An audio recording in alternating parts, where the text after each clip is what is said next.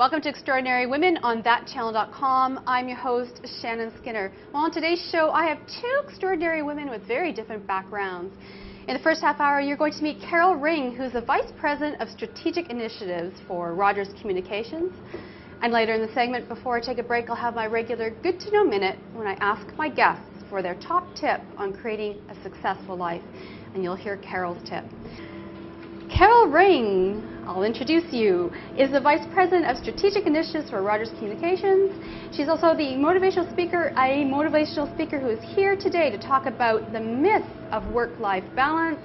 She's the recipient of the Canadian Women in Communications 2011 Women of the Year Award. She's based in Toronto. Carol, welcome to the show.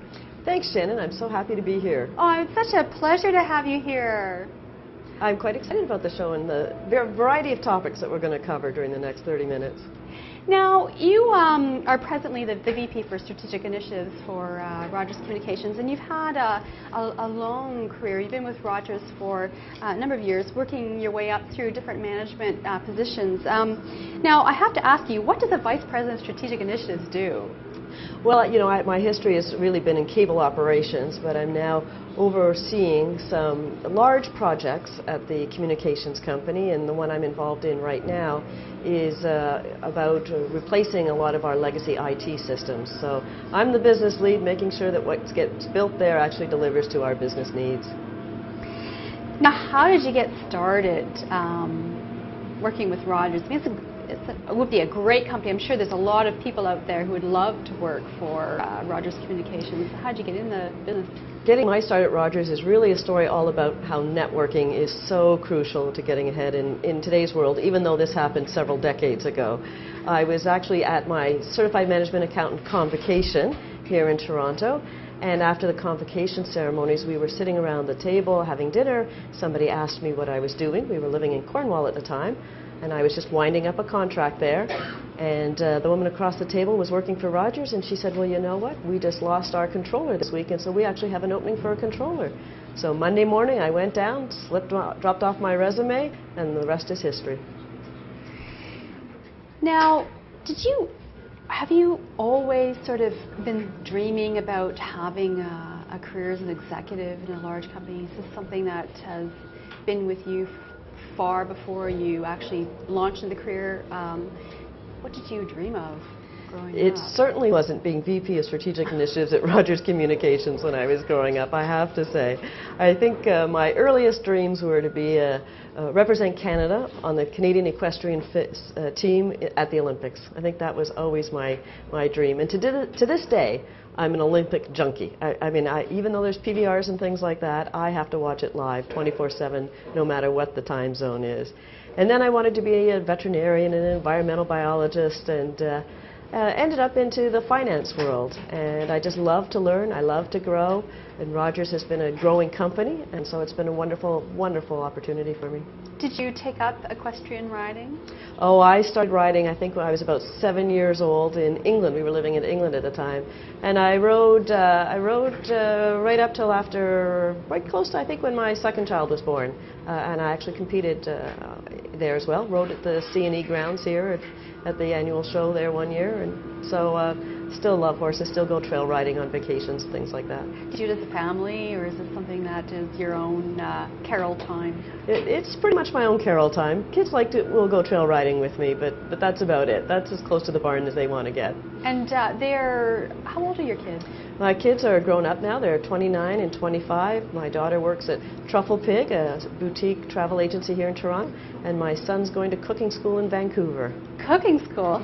Well, that's great. Well, and I love having him out on the West Coast. He's worked at Whistler for 3 years, so it gives us a great excuse to go out to one of the most beautiful parts of this country. Now, you've just recently won an award.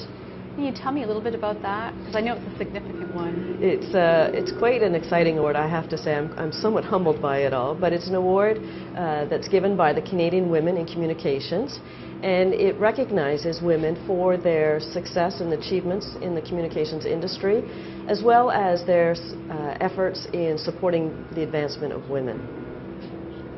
Now, of course, this is something you know a lot about, having worked at Rogers. What do you think has been the key, then, to your success in being an executive? I think there's three things that, when I look back on my success that I've accounted for it. One is, first of all, having the right people on the team, having those people aligned with the corporate culture that you need to have to get the best productivity out of your people. Being able to prioritize the work, not giving people everything, a plethora of work to do, but rather keeping them, what are the three key things we need to focus on this quarter? What are the three key things we need to focus on the next quarter? And then the thing I learned the most from Ted Rogers is putting things into action. So many of us fall into the trap of building wonderful plans, or we hire consultants who build wonderful plans for us.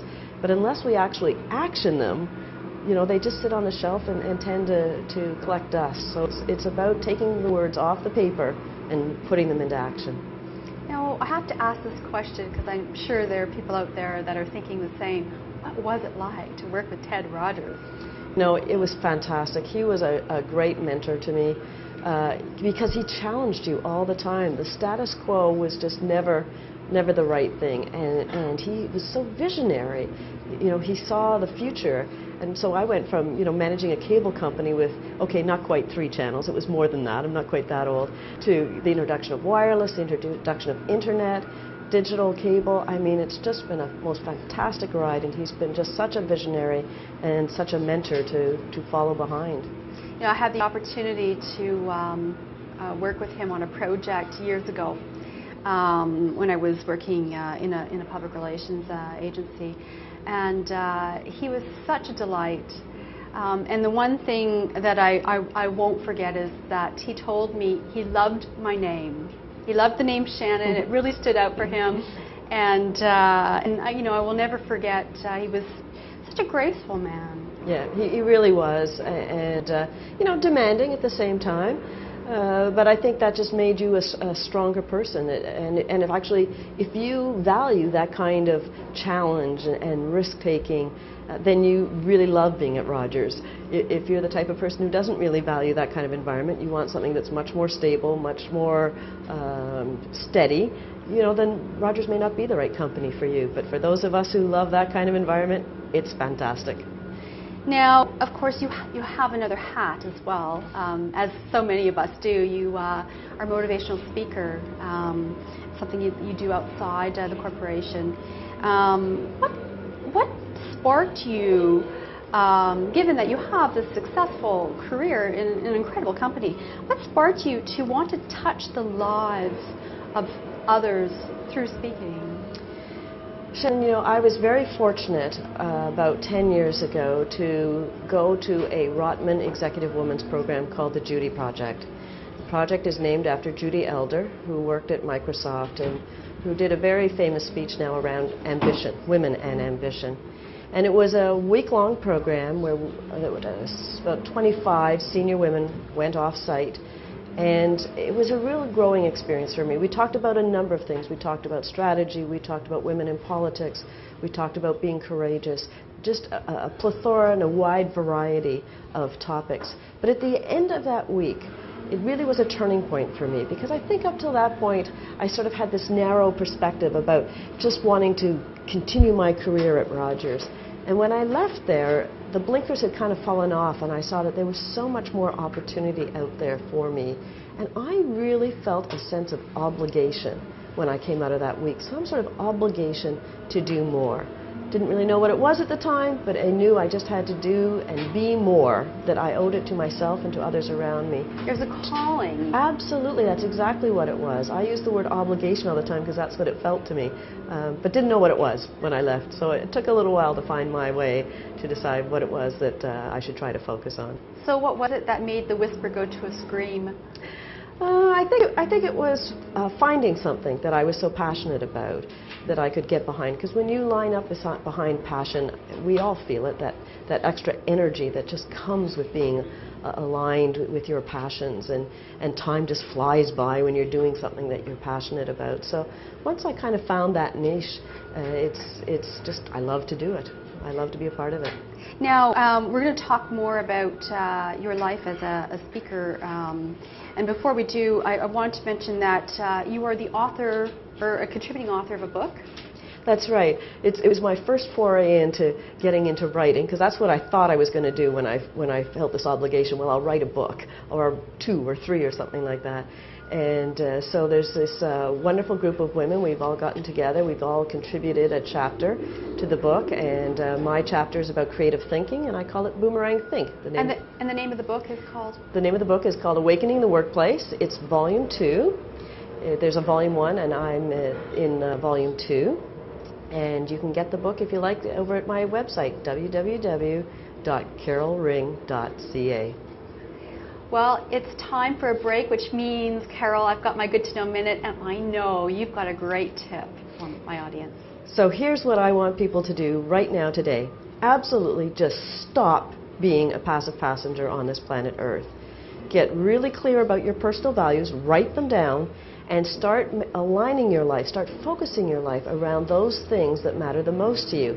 And that way, starting right now today, you can start creating a life that matters. Thank you, Carol. We'll be back. Stay right there.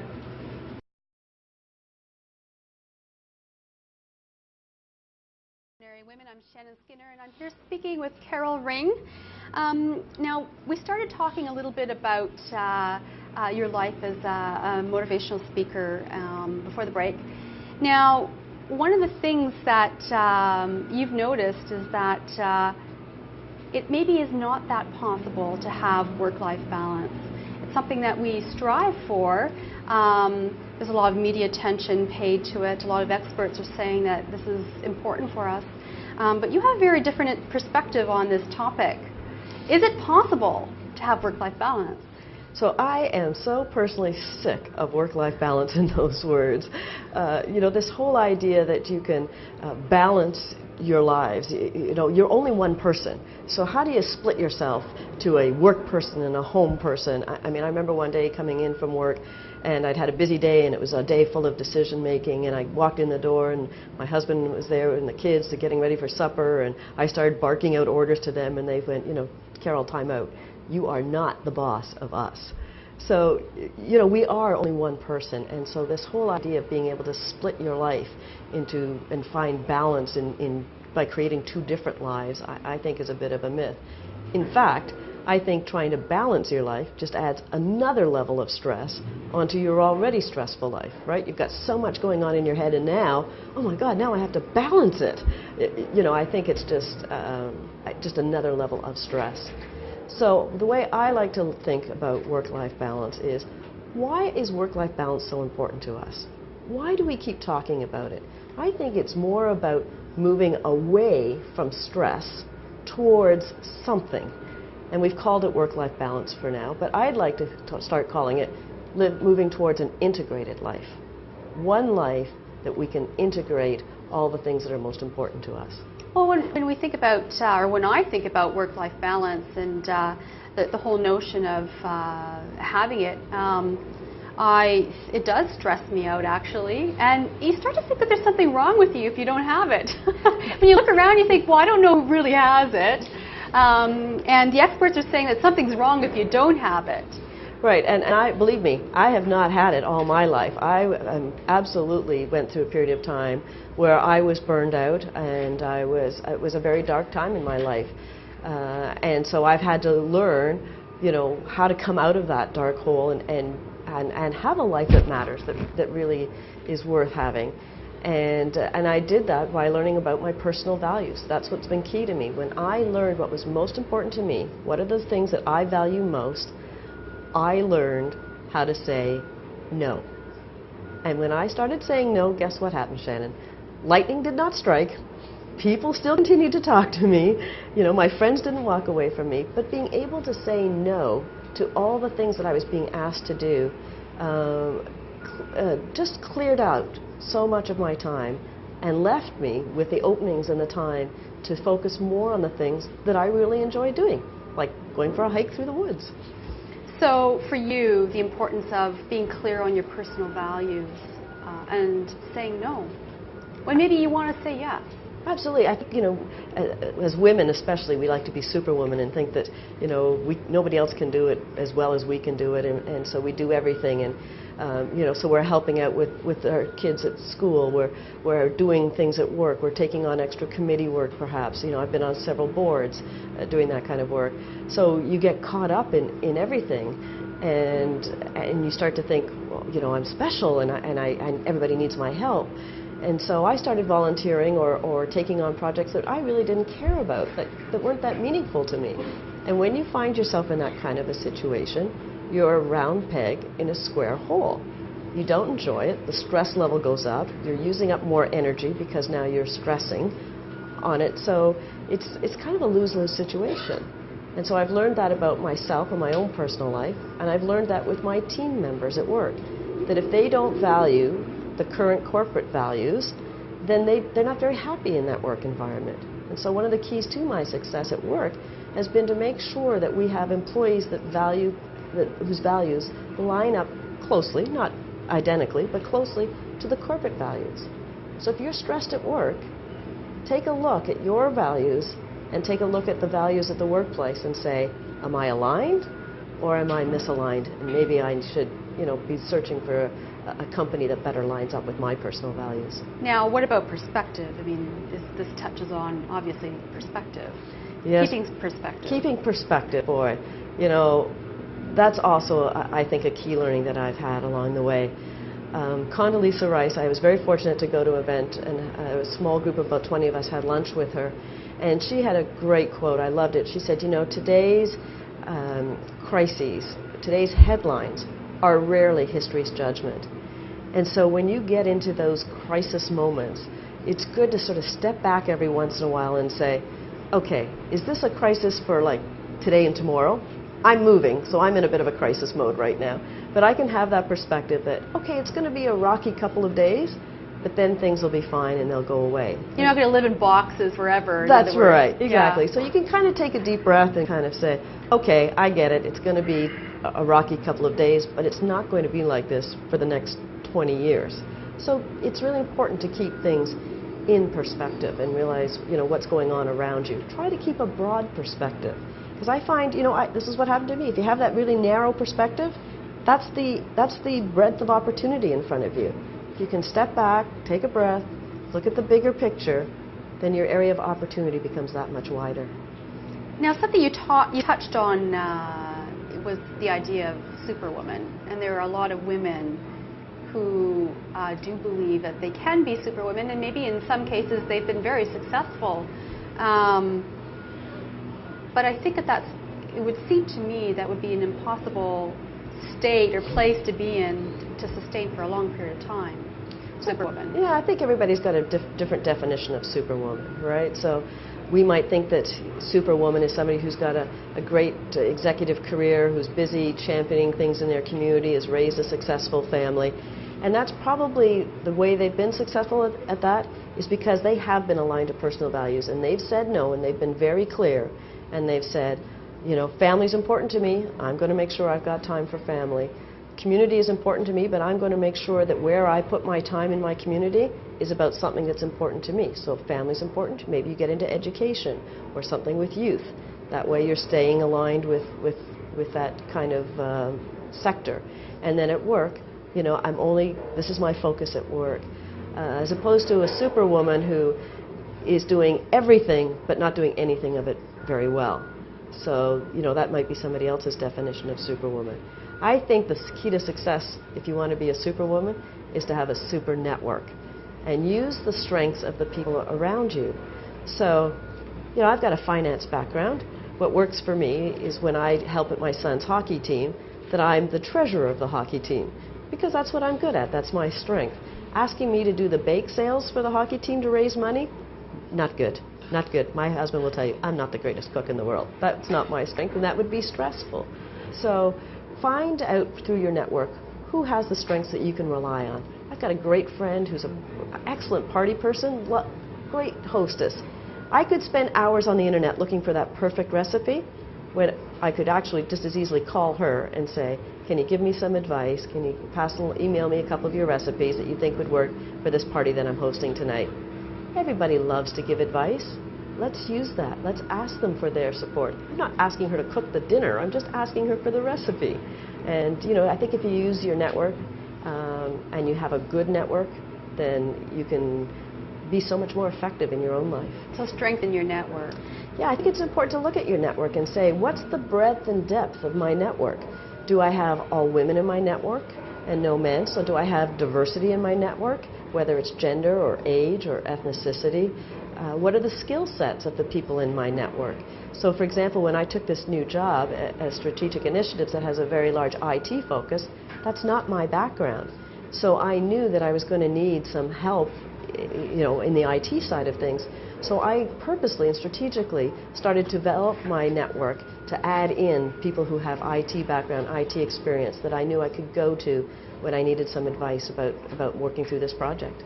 So part of strengthening your network would perhaps be looking at where you have weaknesses and where you need to strengthen it as well, to reach out to your network. That's right. For that purpose. Absolutely. So, you know, do a little assessment of your network. Write down a list of all the people that are in your network and what are their strengths. And, you know, are they all women? Look at the diversity of your network. And that can be quite eye-opening. It was a great exercise that we did on the Judy project. And you can see sometimes how your network is all skewed on one side of things, and you kind of go, uh-oh. You know, I've got a whole bunch of experts in the same topic. You know, that's not really going to be helpful for me in the long run. I need to broaden that out and find other people to add into my network. And of course, that's a really good opportunity to see who you're hanging out with. Yeah. And how you want to change that. You know, the old adage, a bird of a feather flock together. And if you want to change your life, look at your network. Yep, that's another great point. If you're aligned with people who share your values, you'll love to be with them. If you're aligned with people who don't share your values, you're going to have that kind of reaction that says, oh, geez, Sam called and he wants to go out tonight. I don't really want to go out with Sam. You know, why is that you have that feeling? You know, when you get stressed or you get out of alignment with your values, your body tells you. You can feel it. You get stressed. And so when your body gives you those signals, good idea to check in with your values and the values of the people that you're hanging out with and say, you know, is this really the right thing for me? Is this where I want to spend my time? Now, I know the boomerang has the meaning to you. You mentioned it earlier, and I saw a great photo of you holding a boomerang on your website. What does that have to do with work-life balance and the myth of it?